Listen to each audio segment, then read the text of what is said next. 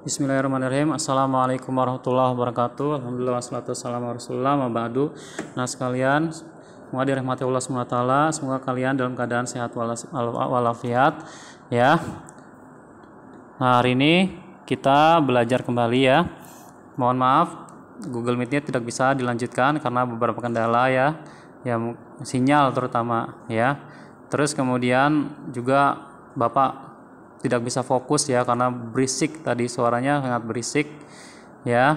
Kemudian mungkin teman-teman kalian juga teman-teman kalian merasa terganggu juga ya. Dan juga kasihan ada teman kalian tidak bisa mengikuti Google Meet karena orang tuanya kerja dan HP-nya dibawa.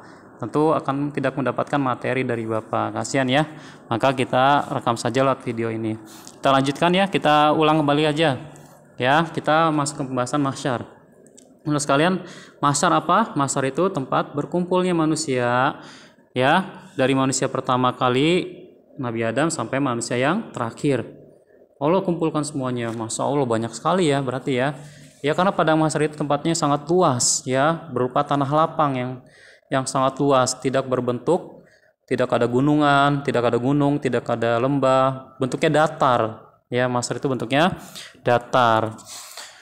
Maka ya, disitulah manusia dikumpulkan dari pertama sampai terakhir. Nah, sekalian, ya, setelah terjadinya peniupan sangkakala ya, nah, ulama berbeda pendapat di sini. Ada yang mengatakan 2 kali tiupan, ada yang mengatakan 3 kali tiupan. Nah, 2 kali tiupan itu tiupan kebangkitan dan tiupan penghancuran ya. Ya, yaitu ketika dihancurkan langit dan bumi. Adapun yang mengatakan 3 tiupan, yang pertama tiupan mengagetkan, menakutkan ya. Manusia pada itu kaget, takut. Baru yang kedua tiupan penghancuran langit dan bumi semuanya. Baru tiupan yang ketiga kebangkitan, membangkitkan manusia dikumpulkan di padang mahsyar. Nah, maka ketika hancur semuanya, Bapak pernah terangkan ya, ada beberapa makhluk yang tidak mati, yaitu ya tentunya Allah bukan makhluk ya. Allah tidak mati ya. Wa yabqa wajhu rabbika dzul jalali wal ikram. Kemudian ada malaikat seperti malaikat pemikul arsy-Nya Allah. Lalu kemudian arsy-Nya Allah, surga dan neraka, Lauhul Mahfuz, kolam ya. Itu semua tidak hancur ketika terjadinya kehancuran langit dan bumi. Lalu kemudian Allah SWT membiarkan dalam keadaan 40. Tidak disebutkan itu 40 hari ataukah 40 tahun atau 40 bulan, Allah alam ya. Kemudian setelah itu Allah bangkitkan kembali malaikat Israfil ya, meniupkan sangkakala untuk membangkitkan semua makhluk ya. Lalu bangkitlah semua makhluk ya dari dikumpulkan dalam padang mahsyar ya. Dalam keadaan mereka berkumpul ke padang mahsyar berbeda-beda ya. Ada yang berjalan kaki ya, tidak berpakaian, tidak beralas kaki ya, kemudian tidak dalam keadaan bersunat, tidak disunat. Nah, ini keadaan manusia sama seperti ketika dilahirkan ya. Dilahirkan kan tidak memakai apa-apa ya. Nah, itu sama ketika kita dibangkitkan tuh seperti itu juga. Makanya disunahkan ya, dianjurkan Rasulullah SAW ketika meninggal, orang yang meninggal itu diberikan pakaian yang bagus ketika, maksudnya pakaian kain kafan ya, yang kainnya bagus. Karena apa? Nanti dibangkitkan itu dengan memakai kain kafan yang seperti yang dia pakai ketika dia meninggal ya. Itu makanya ketika itu manusia yang pertama kali Allah berikan pakaian adalah Nabi kita, Nabi Ibrahim alaihissalam ya. Nah, yang kedua manusia itu dikumpulkan, digiring itu yang kedua dengan cara berkendara ya, menaiki kendaraan. Walaupun yang ketiga itu orang kafir. Orang kafir digiring oleh Allah dengan mukanya, jalan di atas mukanya. Kok bisa Pak? Manusia kan jalannya dengan kaki. Ya Allah yang membuat manusia berjalan dengan kaki, tentu bisa membuat manusia berjalan dengan mukanya. Jadi mukanya diseret-seret. Nah, itulah orang kafir. Ya, nauzubillahi min dzalik. Kemudian dalam keadaan sedemikian, Allah dekatkan matahari. Ya, 1 mil. 1 mil ini sangat dekat ya, kalau kira-kira di kilometer kan itu 1,8 km atau 1,7 km ya, dekat sekali ya. Nah, kalau seandainya misalkan matahari didekatkan tuh, kalau di bumi ini, kita di bumi, tentu bumi sudah hancur ya nak ya. Karena Allah berfirman, wasyamsu tajri limustaqarril laha. Matahari itu berjalan di garis orbitnya. Kalau seandainya matahari itu Allah dekatkan dengan bumi sedikit saja, bumi akan hancur karena panas ya. Nah, kalau Allah seandainya menjauhkan matahari dari orbitnya, bumi akan beku mendingin ya. Kasih Allah matahari berjalan di atas orbitnya, di garis orbitnya ya. Nah, kemudian kok manusia nggak hancur Pak ketika itu Pak? Karena manusia sudah dibikin sama Allah itu badannya baru ya, bukan seperti di dunia. Kalau di dunia tentu akan kebakar, hancur bahkan ya, matahari dekat gitu.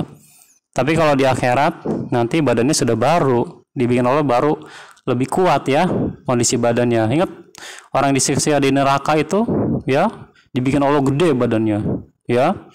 Nah itu jadi bentuk badan kita nanti di akhirat tuh berbeda dengan bentuk badan, bukan bentuknya ya, artinya badan fisik kitanya itu jadi lebih kuat ya. Nah, kemudian matahari dalam manusia pada saat itu keadaannya berbeda-beda. Ada yang tenggelam dengan keringatnya semata kaki, ada yang sedengkul, ada yang mulut ya, sepinggang, bahkan tenggelam dengan keringatnya. Kok beda-beda sih Pak?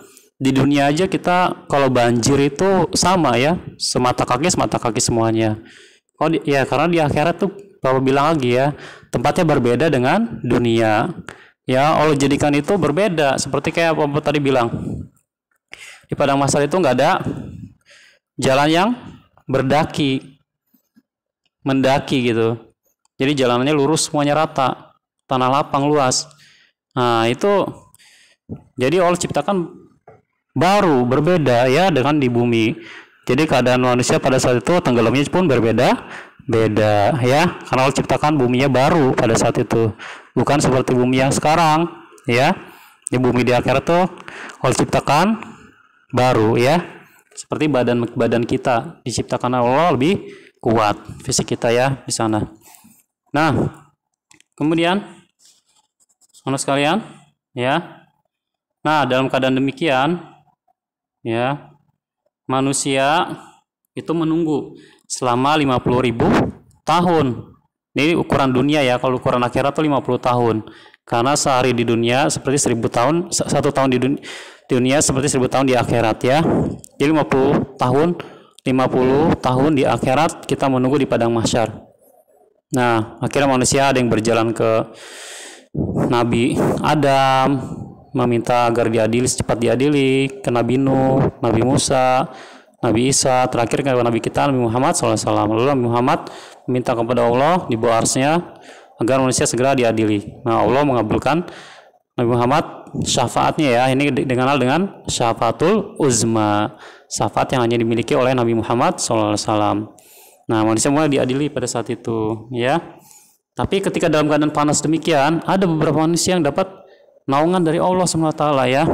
Itu 7 golongan dalam hadis kan, disebutkan ada 7 golongan yang mendapat naungan di bawah arsy-Nya Allah, jadi nggak kegerahan, nggak kepanasan ya. Yaitu siapa aja? Pertama, pemimpin imam yang adil. Nah ini di zaman tentu Khalifah Rasyid ya, seperti Abu Bakar, Umar, Utsman, Ali, dan mungkin Umar bin Abdul Aziz ya. Itu pemimpin yang adil. Yang kedua, pemuda yang tumbuh besar dalam beribadah kepada Allah. Jadi hatinya selalu terikat kepada Allah di masjid ya. Pemuda senantiasa beribadah kepada Allah. Yang ketiga, seorang yang hatinya terpaut pada masjid ya. Yang keempat, 2 orang yang saling mencintai karena Allah ya. Nah di mana keduanya berkumpul dan pisah karena Allah.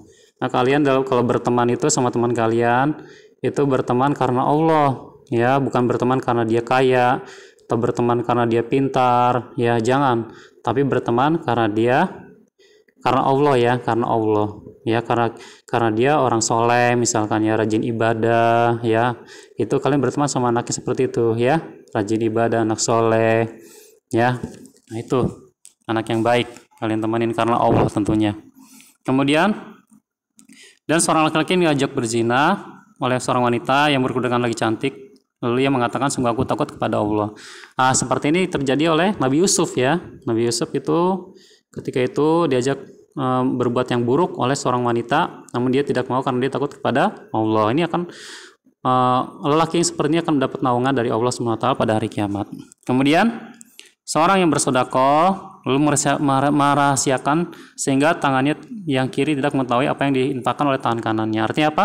Ketika dia bersedekah, berinfak, itu saudaranya tidak tahu. Ya, artinya dia tidak memperlihatkan amalannya kepada orang lain. Dia ikhlas, tidak riya, ya. Nah lalu gimana Pak dengan hadis sahabat ya, ketika Rasulullah minta bantuan tuh di hadapan sahabat, lalu ada seorang sahabat yang memberikan sedekah untuk mencontohkan kepada sahabat yang lain. Ya, lalu Rasulullah kemudian mengeluarkan sabdanya, man sanna sunnatan hasanatan. Nah, itu dan seterusnya. Dan sampai membuat sunnah yang baik, ya, maka akan mendapat pahala orang yang mengikutinya. Kalau dalam hal ini ingin mencontohi orang lain, maka itu diperbolehkan. Makanya innamal a'malu bin niat. Sungguh amal itu tergantung niatnya. Ya, maka yang dimaksud di sini adalah ketika dia amal ibadah itu dia ikhlas sampai orang lain pun tidak mengetahuinya. Karena apa? Dia memiliki amal-amal yang apa namanya? Yang membuat dia itu dicintai Allah Subhanahu wa taala, ya. Amal-amalan utama, ya, seperti kisah Ashabul Kahfi yang 3 orang terjebak dalam gua. Dia memiliki amal utama yang dengan amal tersebut untuk melakukan tawasul kepada Allah Subhanahu wa taala, ya, amal solehnya. Nah, ini amal utama, ya. Nah, kemudian yang ketujuh, orang yang berzikir kepada Allah di waktu sunyi. Kalau dia menangis, ya. Ya mungkin orang sholat malam, di waktu malam, ya, nggak ada orang yang lihat, dia nangis, ya. Dia bersedih, tidak ada orang yang mengetahuinya. Dia senantiasa mengingat Allah. Nah, ini anak sekalian, ya, orang yang mendapatkan naungan oleh Allah. 7 orang tersebut semoga kita termasuk di dalamnya. Amin. Amin ya rabbal alamin. Ya. Di sini ada yang menambahkan ulama, ya. Ada Rasulullah bersabda, barang siapa yang memberikan kelonggaran kepada orang yang sedang kesulitan bayar hutang atau melunasi hutangnya, ya. Dia hutang, kita lunasin aja hutangnya, ya. Insya Allah akan menaunginya dalam naungan arsy-Nya pada hari kiamat. Itu juga termasuk, ya. Nah, ini yang mungkin bisa Bapak sampaikan, ya. Adapun yang buku kalian baca-baca saja, ya. Bapak hanya menambahkan, ya, di sini menambahkan ilmunya. Kalian setelah ini kalian kerjakan latihannya, ya. Latihannya kalian kerjakan akidah akhlak, ya.